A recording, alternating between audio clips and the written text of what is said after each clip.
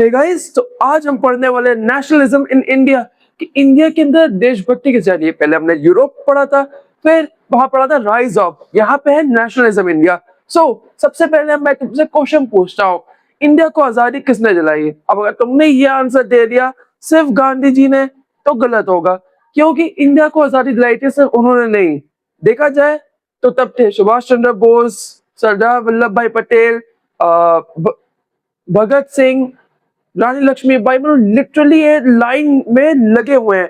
कितने किंग्स, कितने क्वींस, कितने स्टूडेंट्स, कितने टीचर्स, कितने पेजेंट्स, कितने डॉक्टर्स, लॉयर्स, मतलब तुम गिनती नहीं कर पाओगे जिन्होंने लड़ा, जिन्होंने ब्रिटिशर्स के अगेंस्ट लड़ा एंड मरे भी थे। कुछ लोग जेल में भी गए, तो बहुत चीजें हुई। लेकिन गांधी जी का नाम ऊपर क्यों आता है?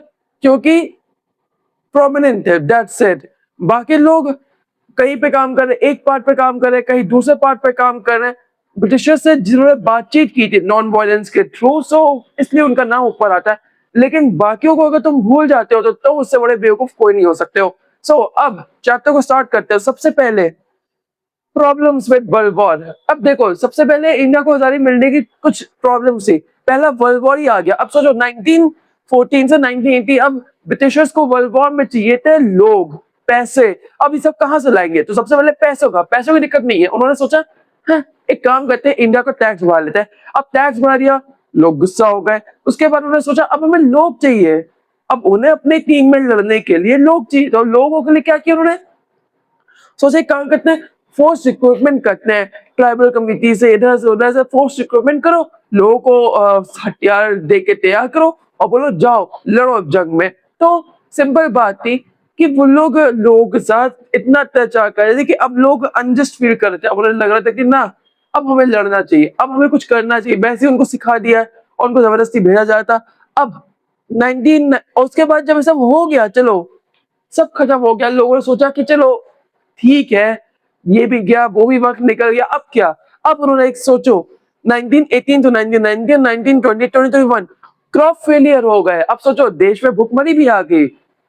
पहले तो ये लोग ने हरकतें की, टैक्स बढ़ाया पूरे इतने साल तक, पूरे एकदम डबल टैक्स कर दिया। क्यों? क्योंकि उनको पैसे चाहिए थे। उसके बाद लोगों को रिकमेंड किया, चलो लोगों ने सोचा चलो ये भी बुरा वक्त निकल गया। फिर क्रॉप फेलियर हो गया। अब क्रॉप फेलियर के बाद क्या हुआ? इन्फ्लुएंजा एपिडेमिक आ गया। मतलब सोचो एक के बाद एक हार्डशिप आई जा रही इंडिया के ऊपर, और उसके उसी चक्कर में अब इंडिया के लोग हो गए एकदम, ना बेटा ना, अब हमें नहीं सहना। इसलिए अब उसके बाद आए हमारे गांधी जी एंड सत्याग्रह। अब इन्होंने क्या किया? सबसे पहले ये 1915 में आए अफ्रीका से, नहीं हाँ 1915 में अफ्रीका आए। उसके बाद क्या किया इन्होंने? देखा कि हमें एक नया मूवमेंट लॉन्च करना है, सत्याग्रह। अब सत्याग्रह देखो क्या किया उन्होंने कि बोला, एक जगह पहले गए वो लोग चंपारण में, एक प्रोटेस्ट ऑर्गेनाइज किया 1917 में। वहां क्या किस लिए किया था? इंडिगो वर्कर्स के लिए, कि इंडिगो वर्कर्स से उगवाया जाता जबरदस्ती, क्योंकि ब्रिटिशर्स को इंडिगो चाहिए था, क्योंकि बहुत एक्सपेंसिव मिलता था एंड लग्जरी गुड्स में माना जाता था।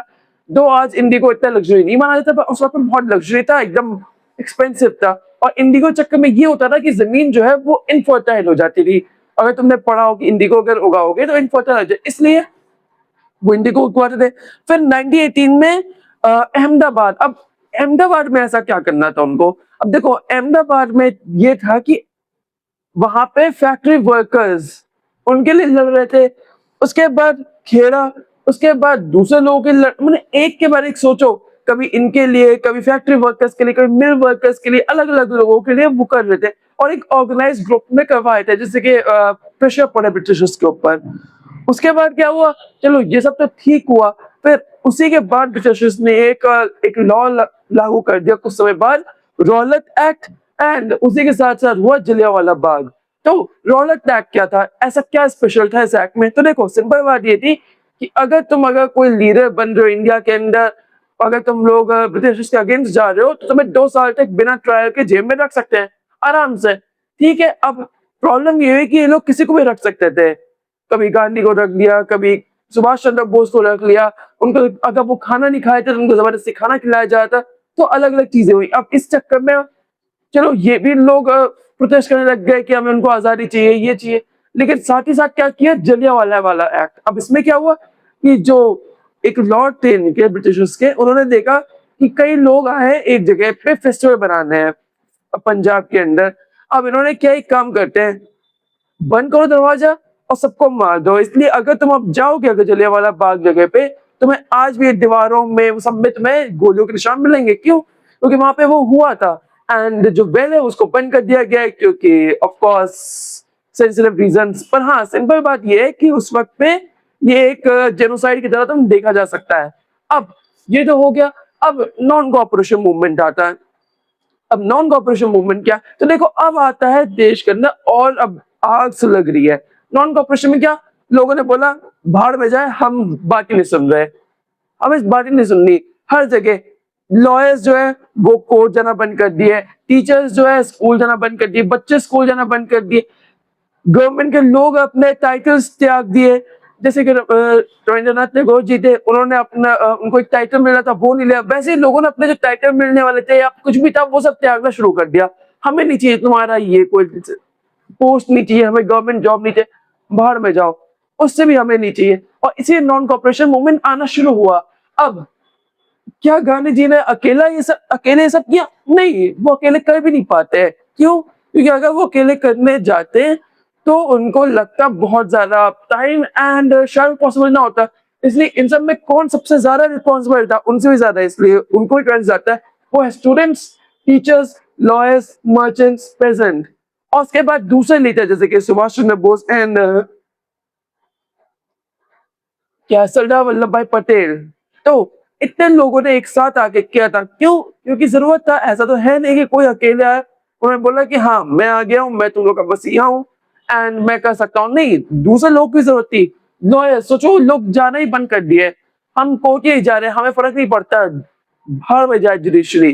तो ऐसी बात हुई, तो वहां पे नॉन कॉपरेशन था। जितनी भी चीजें हो रही थी वो नॉन, मतलब लोग सपोर्ट ही नहीं कर रहे गवर्नमेंट का। वहां पे जो ब्रिटिश सरकार थी उनका सपोर्ट ही नहीं कर रहे। अब लोग ब्रिटिश और गुस्सा हो रही है। अब different people have different Swaraj. अब इसका मतलब क्या था? देखो जो ये आग जी कि हमें फ्रीडम चाहिए चाहिए, तो सबके लिए अलग अलग फ्रीडम थी। अब किसी बिजनेसमैन के लिए क्या स्वराज हो सकता है कि हमें टैक्स कम देना पड़े। स्टूडेंट्स के लिए क्या होना चाहिए कि हम स्कूल से जाके प्रोटेस्ट करें, हमारे रेजिस्टेंस हो। लॉयर्स के लिए क्या हो गया कि हाँ देखो हमें क्या करना है, सिंपल सी बात है, हमें इसका साथ नहीं देना, मतलब जो कोर्ट्स है उनका साथ नहीं देना। और सिर्फ सबके लिए इसलिए मीनिंग अलग होता गया, किसी के लिए कुछ, किसी के लिए कुछ। अब ये तो समझ में आता है, पर why did non cooperation slow down and finally fail? Non cooperation क्यों फेल हुआ? तो देखो मैं उस वक्त का एग्जाम्पल और अभी का 2026 का एग्जाम्पल तुम्हें मैच करके दिखाऊंगा।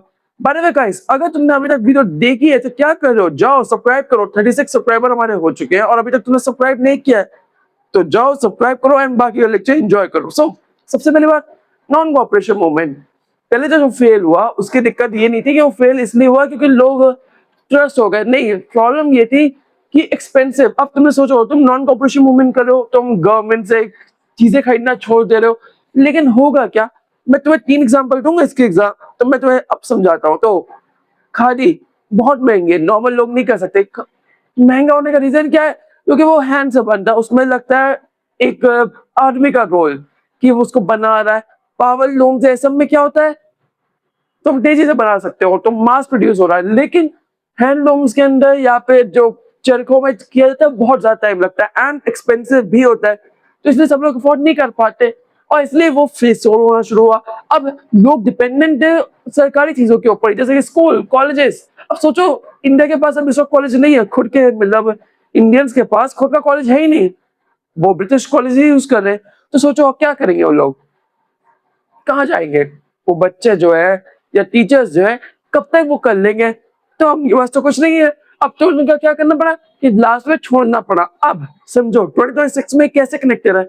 सबसे पहले समझो कि इंडिया के पास इस वक्त दो, इंडिया ने इतने सारे मेड इन इंडिया चीजें बनाई है, सब कुछ किया है, लेकिन अभी भी कुछ कंपनीज हैं जो कि कभी कभी किसी किसी को, यूट्यूबर्स को एंड टेक यूट्यूबर्स को केस भेज देती है ये बोलने के लिए कि वो सीधा अपना फोन चाइना से लाती है। सिंपल बात है। क्यों होता है ऐसा? सिंपल, पैसों के लिए।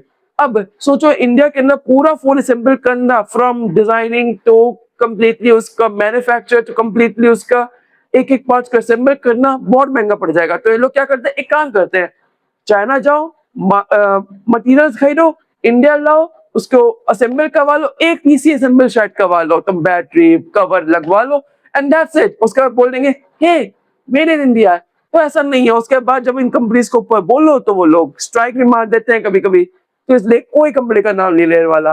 वैसे मैं पोको को फोन यूज करता हूँ, अगर तुमने मेरी वीडियो देखी होगी और वीडियो देखी है, तो अगर नहीं देखी है तो जाओ डिस्क्रिप्शन में लिंक है, उस वीडियो को देख लेना, बढ़िया फोन खरीदा है। अगर तुम लोग को बढ़िया फोन चाहिए 2026 के अंदर एक अच्छा फोन, तो जाओ वो फोन खरीद सकते हो। अब अभी 2026 में एकदम करंट में इंडिया के अंदर लोग जो आज भी हम लोग क्या है कि मास प्रोड्यूस क्यों पहनते हैं, क्यों हम लोग बाहर की चीज पे ज्यादा डिपेंडेंट है। तो समझो उस वक्त भी पावर लूम वर्सेस हैंडलूम का एग्जांपल समझो। अभी याद है कुछ दिन पहले क्या था, हैंडलूम डे, तब प्राइम मिनिस्टर मोदी ने क्या बोला था कि जाके इंडिया के अंदर हम लोग को हैंडलूम वाली चीजें पहननी चाहिए। लेकिन बताओ एक प्रॉब्लम ये है, पावर लूम्स होती हैं ऐसी शर्ट्स जो मैं पहना हूं, और मैं मेरे पास बैटमैन की पता नहीं कितनी शर्ट्स होंगी, 7 एक जैसी। अब पावर लूम में क्या होता है, लेजर टेक्नोलॉजी यूज होती है कटिंग के लिए, मास प्रोड्यूस होता है एंड वो चीप भी मिलती है। अब सोचो अगर मेरे पास बैटमैन की शर्ट है 1000 रुपीज की, मैं एक पूरे 60 खरीद सकता हूँ, 7000 खर्च करो और मुझे बैटमैन की टी शर्ट्स मिल गई। लेकिन हैंडलूम में ऐसा पॉसिबल नहीं है, हैंडलूम में वो हाथ से बन रहा है, पावर लूम में मशीन कर दी है, उसका एक पहले से उसका एक स्ट्रक्चर दिया हुआ है, उसको एक कैलकुलेशन दिया हुआ है, तो तुम्हें यहाँ से कटिंग करनी है, यहाँ से स्टिचिंग करनी है, यहाँ से जोड़ना है एंड दैट्स इट, बन गया। उसके ऊपर से दूसरी प्रॉब्लम ये है कि हैंडलूम वाले जो प्रोडक्ट्स है, अच्छे प्रोडक्ट्स मिनिमम 1500 से 2000 के मिलेंगे ही मिलेंगे, लेकिन तुम्हें शर्ट्स कितने की मिल जाएंगी, 200-300 रुपए की। और उसके ऊपर से काउंटरफिट, मार्केट के अंदर बहुत चीजें काउंटरफिट मिलती है, जैसे कि तुम लोग अगर जाओगे देखोगे कि हाँ तुम्हें मिला कि एकदम ब्लॉक पैटर्न में लिखा होगा कि हैंडलूम शर्ट, और मिल कितने तरह का है, 200-300 रुपए का, तो वो भी पावर लूम से आ रहा है, लेकिन जिस बंदे ने ब्रांडिंग किया उसने बस लिख दिया हैंडलूम और लोग खरीद लेंगे। दूसरी बात हैंडलूम की है कि वो फास्ट फैशन नहीं है, जैसे कि ये तभी नॉन कॉर्पोरेशन मूवमेंट फेल हुआ था। अब सोचो हैंडलूम फास्ट फैशन क्यों नहीं है, क्योंकि आज सोशल मीडिया के जमाने में अब बोला जाता है लोगों को कि ना अगर आप सोशल मीडिया क्रिएटर हो तो आप एक शर्ट को एक ही बार पहनोगे। अब ये क्या मजाक होता है कि मतलब तुम एक शर्ट खरीदो और उसके बाद एक ही बार पहन रहे हो। अगर अगर मैं कितने वीडियोस बनाता हूँ पूरे साल में, मिनिमम 365 डेज है, कुछ छुट्टियां मान लो 300 वीडियोस, तो मैं क्या 300 शर्ट्स खरीदूंगा? अब खुद ही बताओ, क्या ये कहीं से भी वायबल है, क्या कहीं कहीं से भी जस्टिफाइड है? नहीं। लेकिन सोशल मीडिया के जमाने के हिसाब से आपको एकदम शर्ट बदलनी है, अपने कपड़े बदलने हैं हर वीडियो के साथ, तो इसलिए पावर लूम वाला बहुत ज्यादा यूज होता है एंड देन की हैंडलूम। सो इसलिए तब भी नॉन कॉर्पोरेशन मूवमेंट फेल हुआ, और आज भी यही लोग जो आज हम लोग चीजें खरीदते हैं, चाहे हम एप्पल की चीजें खरीदे, सैमसंग, शाओमी, कोई भी, वो सब वायबल नहीं है, क्योंकि at the end of the day हम यूज क्या कर रहे हैं, बाहर का ही प्रोडक्ट। क्योंकि अगर हम इंडिया का यूज करेंगे तो या तो वो एक्सपेंसिव कोई बेचेगा इंडिया, मेरे इंडिया के नाम पे, क्योंकि वो कंपनीज है एंड उसके बाद तुम लोग खरीदोगे नहीं, और वो क्वालिटी भी देंगे उतनी अच्छी, क्योंकि वो जो कंपनी के ओनर्स हैं वो चाहेंगे देखो हमने मेरे इंडिया लगाया, लोग खरीद लेंगे। प्रॉब्लम तो यही है ना, क्यों नहीं चाहते कि वो बढ़िया बनाओ। सो अब क्या बोला जा सकता है, अब इसलिए उस वक्त भी नॉन कॉर्पोरेशन मूवमेंट नहीं चला, और आज भी अगर तुम चाहोगे नहीं चला सकते हो, क्योंकि लोग डिपेंडेंट हो चुके हैं, कंप्लीटली अब डिपेंडेंट हो चुके हैं। सो या अब यहाँ पे क्या हो गया, उसका 1920 में उन्होंने कांड कर दिया लोगों ने, चौरी चौरा, वहां पे लोगों ने थोड़ी वॉयलेंस दिखाई, पुलिस स्टेशन में आग लगा दी। तो गांधी जी ने बोला कि मैं वापस लेता हूँ, ये जितना प्रोटेस्ट है सब है मैं वापस लेता हूँ, और साथ ही साथ खत्म हो गया। अब या तो पाटा, अब आते ही एंट्री होती है सुभाष चंद्र बोस की। ये कौन थे, इन्होंने क्या किया, अगर तुम्हें नहीं पता तो तुम्हें अपनी नॉलेज को अपग्रेड करना चाहिए। कम ऑन, क्या करो, इंडिया में रह रहे हो। सुभाष चंद्र बोस, अब ये जो थे, ये इनका और गांधी जी का पर्सपेक्टिव अलग था। गांधी जी का था कि हमें लड़ना नहीं है, हमें एकदम बातचीत से बात करनी है, लेकिन याद रखना जीवन में से बातचीत करने से तुम्हें कुछ नहीं मिलने वाला है। इसलिए सुभाष चंद्र बोस ने किया कि हमें एक्शन लेना है, असली में कुछ करना है। लिटरली वर्ल्ड वॉर 2 के वक्त वो हिटलर से गए और उनसे हाथ मिलाए, उनसे टीमिंग अप की, उनसे वहां से इंडियन सोल्जर्स उठाए, इन्होंने आजाद हिंद फौज बनाई, जिसको बाद में इंडियन नेशनल आर्मी भी बोला जाता है। तो इतनी बड़ी बड़ी चीजें की इन्होंने, लिटरली ब्रिटिश सरकार से लड़े, मतलब लिटरली लड़े। इसका मतलब ये नहीं है कि मतलब हाँ कि हम बातचीत करेंगे, बातचीत करोगे, वो लोग वो भी बातचीत कर रहे, हो गया, बातचीत खत्म, दैट्स इट, गुड बाय। लेकिन नहीं, उन्होंने बोला बातचीत से कुछ नहीं मिलने वाला, हमें लड़ना पड़ेगा। एंड इसलिए कुछ स्पेशल कोट्स आते हैं सुभाष चंद्र बोस की तरफ से, जैसे कि मैं तुम्हें खून दूंगा और मतलब तुम मुझे खून दो, मैं तुम्हें आजादी दूंगा। ये एक इतना फेमस कोट बन गया कि सोचो कि लिटरली अब तो अगर तुम किसी के सामने ही बोल दोगे ना, उसको पता चल जाएगा कि अच्छा तुम सुभाष चंद्र बोस की बात कर रहे हो। क्योंकि सिंपल सी बात है, अगर तुम्हें कुछ चाहिए तुम्हें सैक्रिफाइस करना पड़ेगा, और उस वक्त के लोगों ने किया। हमारे एंसेस्टर्स जो अगर तुम बोलोगे हमारे पहले के लोग, उन्होंने किया एंड आजादी मिली। तो सिर्फ और उसके बाद सरदार वल्लभ भाई पटेल, उन्होंने ऑर्गेनाइज ग्रुप में प्रोटेस्ट करने शुरू की, उन्होंने लड़ाई की। भगत सिंह, उन्होंने लोग ब्रिटिश सरकार से लड़े। तो ये सब वो लोग हैं जिन्होंने एक्चुअली फील्ड में जाकर लड़ाई की। गांधी जी से बातचीत करना चाहते थे, वो नॉन वायलेंस के थ्रू करना चाहते थे, वो दांडी मार्च कर रहे थे, वो प्रोटेस्ट कर रहे थे। देन की ये लोग ये जाके कहते कि हो गया, बंदूक उठाओ एंड ब्रिटिश सरकार को खत्म कर दो। तो दो तरफ से हमें आजादी मिली। अगर तुम बातचीत करोगे आजादी नहीं मिलती, अगर तुम सिर्फ लड़ाई करते तो वो भी लड़ाई कर सकते थे। तो इसलिए दोनों जरूरी थे। एंड या आज के लिए बस तुम्हारा लेक्चर 1 कंप्लीट होता है, काफी बड़ा हो गया, 2 मुझे 10 मिनट में कंप्लीट करना था। लेकिन सोचो नेशनलिज्म इंडिया, अब फील ही अलग है इस चैप्टर की। सो अब क्या किया जा सकता है। सो या दैट्स इट। होपफुली तुम लोगों को वीडियो पसंद आई होगी। अब पसंद आई होगी तो जाओ चैनल को सब्सक्राइब करो, दोस्तों को शेयर करो। एंड या दैट्स इट, आज के लिए बस इतना ही। कल मिलते हैं लेक्चर 2 के साथ। हम और पढ़ेंगे आगे क्या क्या हुआ, देश को आजादी कैसे मिली। उसके बाद हम पढ़ेंगे making of the global world. बहुत से चैप्टर है, मजा आने वाला है।